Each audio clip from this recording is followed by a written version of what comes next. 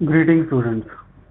In this module, we will discuss Newton's first law of motion that is based upon the Galileo observation. So what was the Galileo observation?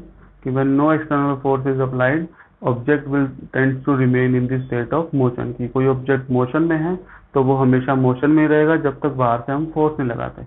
So on the basis of Galileo observations, Newton has given the three laws of motion. Newton first law of motion, second law of motion, and third law of motion. So in this module, we will discuss about Newton's first law of motion. So what is Newton's first law of motion? So in exam, the question can be like, define Newton's first law of motion or write the statement for Newton's first law of motion. So first we will read this statement, then I will explain what is the meaning of this statement. So what is written here?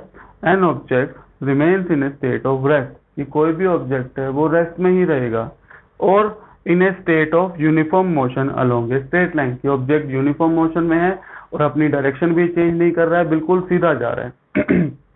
तो an object remain in a state of rest और remain in a state of uniform motion along a straight line. किसका मतलब है कि कोई भी object अगर rest में है तो वो रेस्ट में ही रहेगा, अगर कोई भी ऑब्जेक्ट यूनिफॉर्म मोशन में है तो यूनिफॉर्म मोशन में ही रहेगा, कोई भी ऑब्जेक्ट है यूनिफॉर्म मोशन में और स्ट्रेट लाइन में जा रहा है वो वैसे ही रहेगा, unless some external unbalanced force is applied to change that state. That state means either the state of rest or the state of uniform motion along a straight line. The meaning of this first law of motion is कि this marker is in a state of rest. In this case, in the second case, marker is in the state of motion. So I am keeping this marker. Let us assume this is the stationary surface. It is not moving. I put that marker on that surface और कोई भी इसके ऊपर बाहर से force नहीं लग रहा. अभी ये मार्कर किस में है? रेस्ट में.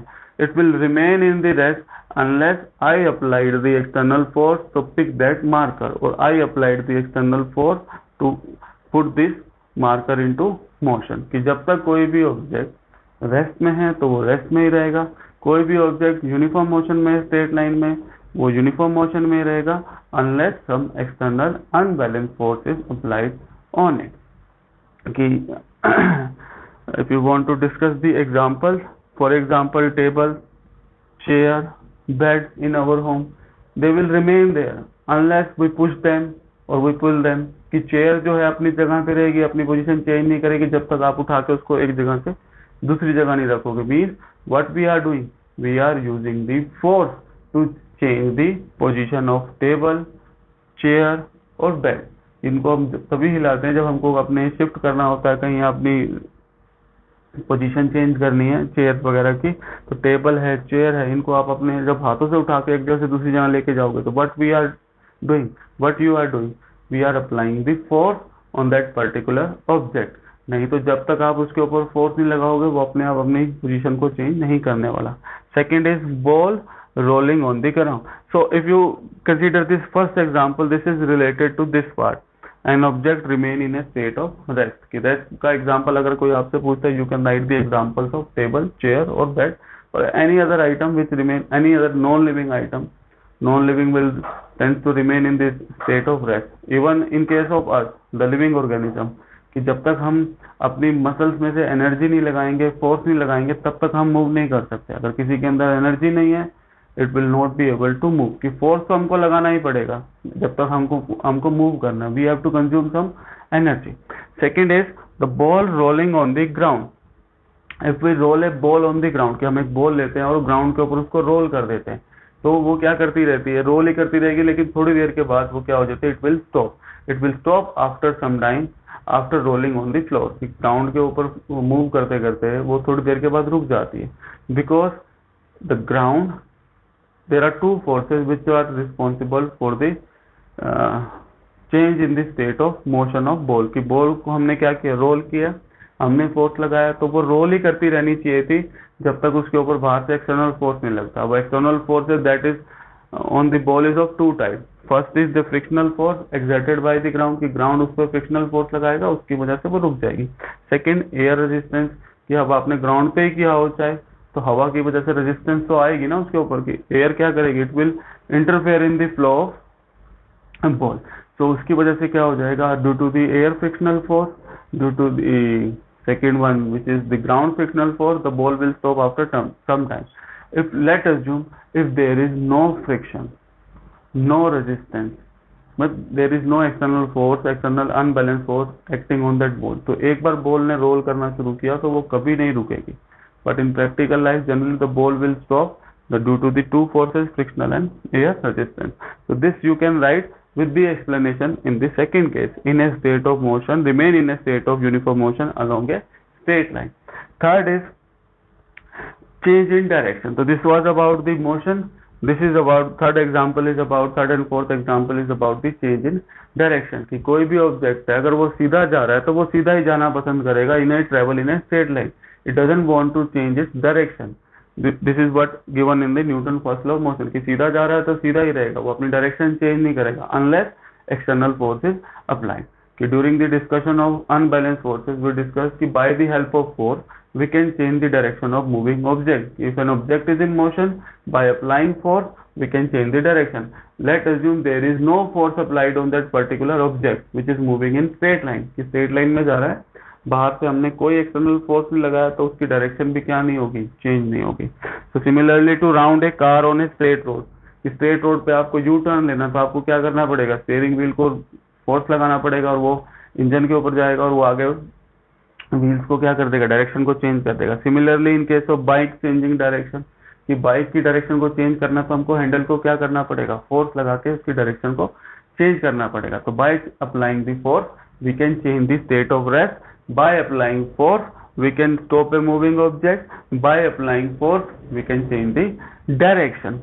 So whatever the example we have discussed up to this time, every time we discuss about the force. So during the force topic what we discussed, the force is push or pull which can change the state of an object. So based upon the Galileo observation, Newton gave the first law of motion. He also give the qualitative definition of force. There are two terms, qualitative and quantitative. The meaning of word qualitative is, according to this, an object, if an object is in rest, it will not change its direction. If an object is in rest, it will not change its state of rest. कि force की definition में हमने पढ़ा था कि force क्या क्या क्या कर सकता है, force can change the state of rest, force can stop a moving object, force can increase और decrease the speed, force can change the direction. So which is the force क्या क्या कर सकता है, वो न्यूटन ने अपने लॉ में क्वालिटेटिवली एक्सप्लेन किया है। तो qualitative and quantitative, these are the two terms. Qualitative का मतलब कि कोई चीज है या नहीं है, क्वांटिटेटिव का मतलब मैथमेटिकल वैल्यू, कि अगर फोर्स लगा रहे हैं तो कितना लगा रहे हैं, that is the meaning of quantitative word. कि सेकंड लॉ में हम क्वांटिटेटिव वैल्यू निकालेंगे कि this is giving the definition of force, कि force is which is allowing the change in the state of rest, और क्वांटिटेटिव टर्म का मतलब होता है कि कितना फोर्स लगाएं और उसकी वैल्यू कितनी होनी चाहिए, न्यूमेरिकल वैल्यू, कि 5 लगाएं, 10 लगाएं, 20 लगाएं, 30 लगाएं, that is the meaning of other word. The other word is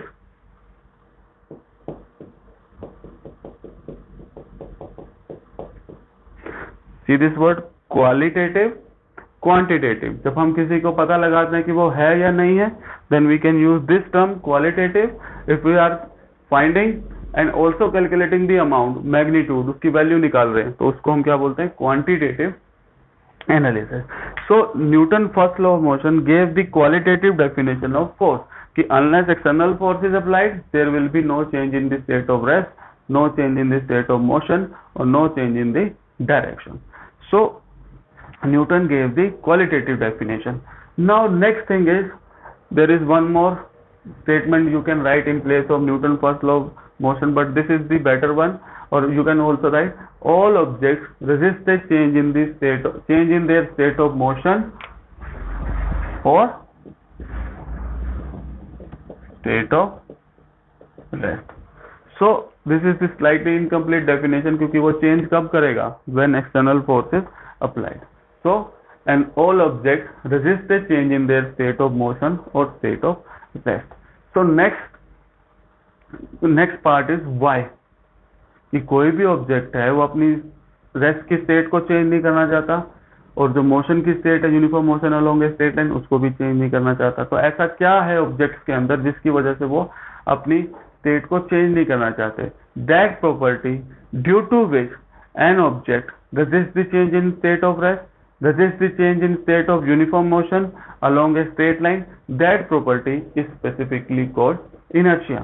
कि ऐसी कौन सी प्रॉपर्टी है जिसकी वजह से कोई भी ऑब्जेक्ट मोशन में है तो मोशन में ही रहना चाहता है, रेस्ट में है तो रेस्ट में रहना चाहता है, that property is specifically called inertia. The definition of inertia, it is the natural tendency of an object, कि कोई भी ऑब्जेक्ट है उसकी अपनी खुद की प्रॉपर्टी है, the natural tendency of an object to resist a change in state of motion और रेस्ट, कि जिस प्रॉपर्टी की वजह से कोई भी ऑब्जेक्ट रेस्ट में है तो रेस्ट में ही रहना चाहता है, मोशन में है तो मोशन में रहना चाहता है, the property which is responsible for this phenomena is called inertia. So जिस प्रॉपर्टी की वजह से वो अपनी कंडीशन को या स्टेट को चेंज नहीं करता उसको हम क्या बोलते हैं? Inertia. Now what is on which factor inertia of a substance depends? So inertia is directly proportional to the mass of a object, कि कोई भी ऑब्जेक्ट है उसका मास कितना है वो डिसाइड करेगा उसका इनर्शिया। कि let assume we have a box which is made up of cardboard, empty box, कितना बड़ा एक बॉक्स है हमारे पास, वो किस चीज का बना हुआ है? कार्डबोर्ड का बना हुआ है। उसको हम पुश करते हैं अपने हैंड से, it will easily move because an empty cardboard box will have very less mass। तो मास कम है तो उसकी वजह से हमको थोड़ा सा ही फोर्स लगाना पड़ेगा। मास कम है, if the mass of an object is less, inertia is less, mass is more, inertia is more। So empty box which is made up of cardboard or wood or any metal, you have to apply the force। तो उसको हम push करेंगे तो वो move कर जाएगा, हमारे लिए आसान होगा उसको मूव करना, because the mass of that empty box will be less, inertia will be less।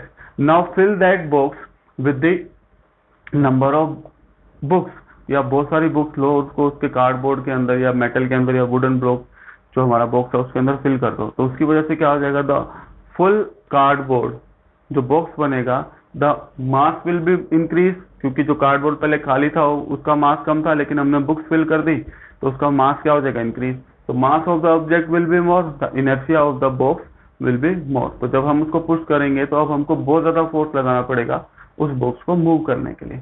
Similarly the second example, we have a football, let assume of this size, and you don't take this size, you are already aware about the size of football. ये football का size generally जो रहेगा same size का हमने क्या ले लेना है? स्टोन ले लेना है। कि जनरली इस साइज का आपको क्या रहेगा? फुटबॉल रहता है, उसी फुटबॉल के साइज का हम क्या ले लेते हैं? एक स्टोन ले लेते हैं। It is easy to hit the football, कि फुटबॉल को आप आसानी से हिट करोगे, आपके पैर में दर्द भी नहीं होगा, you can easily hit that football and it will go a further distance. But stone of same size, same shape, it is very difficult to hit that stone.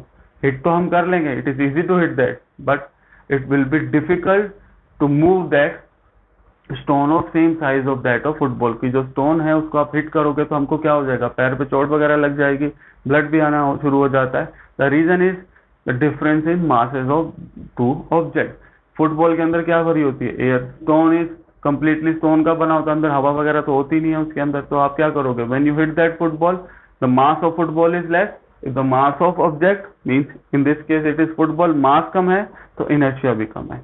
और सेकंड केस जो है, स्टोन अगर same size का लेते हैं और उसको हम अपने पैरों से हिट करते हैं तो मास बहुत ज्यादा होता है, तो हम जब अपने पैरों से हिट करते हैं तो हमको फोर्स बहुत ज्यादा लगाना पड़ेगा, then it will start to move.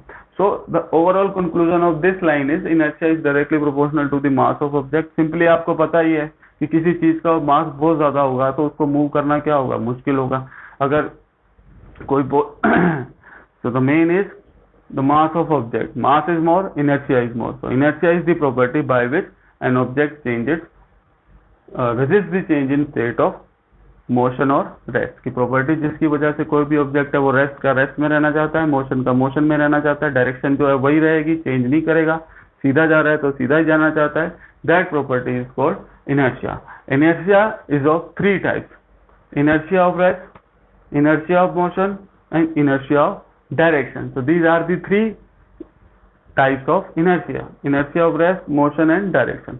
if you want to write the definition of rest, motion and direction, you can slightly change the definition of simple inertia. So first we will discuss the inertia of rest. You have to exactly write like this. Inertia of rest, वो property जिसकी वजह से अगर कोई object rest में तो rest में रहना चाहता है. This is the definition of inertia of rest. How to write? It is the natural tendency of an object to resist the change in its state of, what is this? You only have to write the rest. For the inertia of motion, it is the natural tendency of an object to resist a change in its state of, what is this? Motion. You just have to change the last word. Leave the last word. State of rest आ जाएगा, then it will be inertia of rest. State of motion आ जाएगा, तो inertia of motion.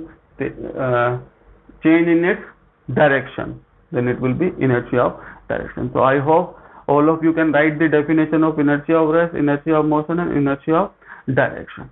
So we will also discuss few more examples based upon the inertia property, Newton's first law of motion, but that will be in new module. So I hope this basic meaning of inertia and the Newton's first law of motion is clear to everyone.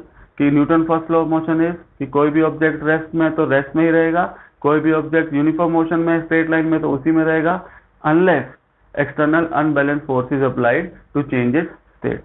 और जिस property की वजह से ये कोई भी object rest में है तो रेस्ट में ही रहना चाहता है, मोशन में है तो मोशन में रहना चाहता है, सीधा जा रहा है स्ट्रेट लाइन में तो स्ट्रेट लाइन में रहना चाहता है, that property is called inertia. And inertia depend on only one factor. That factor is called mass of object. If the mass is more, inertia is more. Inertia is more, we have to apply the more force. So this is what all about the Newton first law of motion, and the property on which Newton first law of motion depends is inertia. So thank you students.